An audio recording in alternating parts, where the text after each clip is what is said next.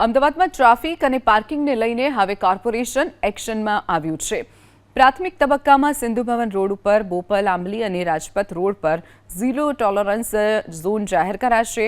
ફૂટપાથનો સર્વે કરી ગ્રીલ લગાવવામાં આવવાની સૂચના આપી દેવાઈ છે। એટલે કે પ્રાથમિક તબક્કે આ ત્રણેય વિસ્તારમાં દુકાનો બહાર ગેરકાયદે વાહનો હશે, પાર્ક કરેલા હશે તો દુકાન માલિકને દંડ ફટકારાશે। ખાનગી પ્લોટના માલિકોને પણ પાર્કિંગ માટેની જગ્યા ફાળવવા માટે મહાનગરપાલિકાએ અપીલ કરી છે।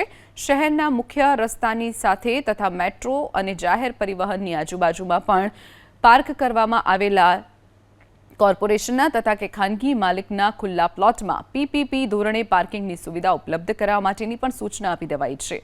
વધુમાં વાહન ચાલકોને અગાઉથી જ પાર્કિંગના વિવિધ સ્થાનો અંગેની અને તે જગ્યા ઉપર ઉપલબ્ધ પાર્કિંગની માહિતી મળી શકે તે માટે મોબાઈલ એપની સુવિધા પણ પૂરી પાડવામાં આવશે।